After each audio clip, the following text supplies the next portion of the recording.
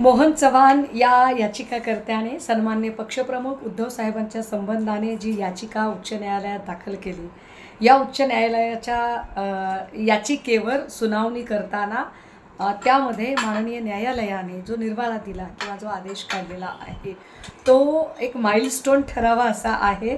कारण ज्या पद्धतीने याचिकाकर्त्यांचे वकील प्रभाकर सलगर यांनी मांडणी करताना सांगितलं की मातोश्रीवर कुठला प्रसाद दिला होता आणि पोहरादेवींच्या प्रसादाला त्यांनी स्वीकारलं नाही, blah blah blah blah blah, या सगळ्या ज्या गोष्टी आहेत याचा विचार केला तर लोक एका चीप पब्लिसिटी स्टंटसाठी काय काय करू शकतात आणि त्या चीप पब्लिसिटी स्टंटला किती महत्त्व द्यायचं. मला वाटतं माननीय न्यायालयाने एका अर्थाने अशा पब्लिसिटी स्टंट करणाऱ्या लोकांना त्यांची जागा दाखवून दिली आहे.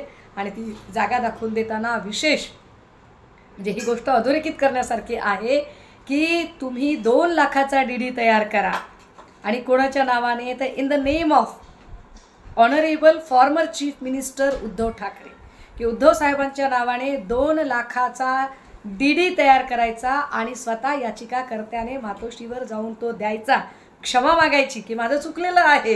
हे फार विशेष आहे.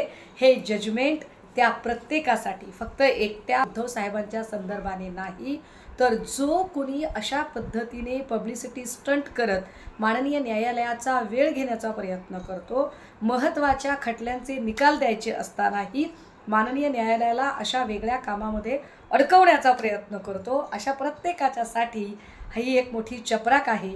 आम्ही ऑनरेबल कोर्टाचे खूप खूप आभार मानतो. थँक्यू.